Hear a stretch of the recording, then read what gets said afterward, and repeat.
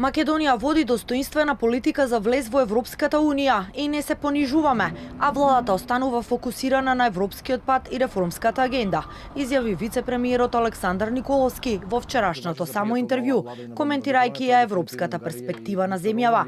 Прашан за застојот во евроинтеграциите и дали владеачката партија очекува да се промени нешто во системот на одлучување во ЕУ или да се променат политичарите во Бугарија. Николовски проблемот освен во официјална Софија го гледа и во немањето вистинска желба, како што вели, во европските престолнини за проширување. Добро е што ние водиме достоинствена политика, не правиме понижување нити на себе, нити на сопствената нација и држава, да праќаме тој тип на писма или на тој начин да буквално коленичиме, туку достоинствено ја водиме политиката и ставот ни е јасен. Тоа што е до нас го правиме, еве сме во планот за раст, сме далеку пред земјите во регионот, ќе се види во новиот извештај кој што ќе излезе во јуни.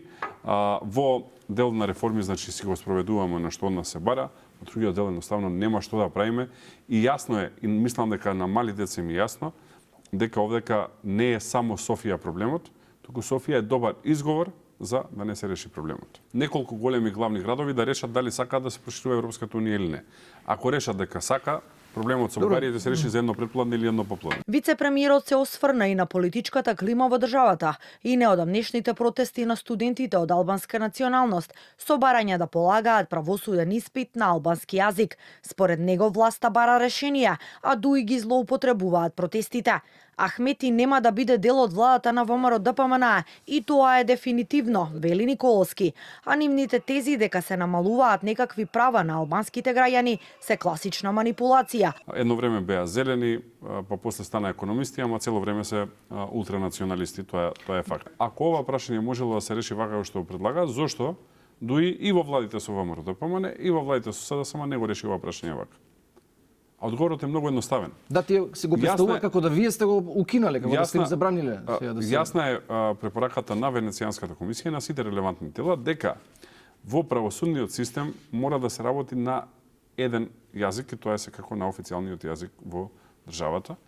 Во Македонија официјален јазик на цела територија е македонскиот јазик, високо е и албанскиот јазик, но се знае дека официјален јазик на цела територија е македонскиот јазик. Премиерот Мицкоски пред неколку дена посочи дека експерти подготвуваат решение согласно устав и меѓународни стандарди, а во протестите препозна обид од опозицијата за дестабилизација на државата, зашто, како што рече, се известени во НАТО и ЕУ.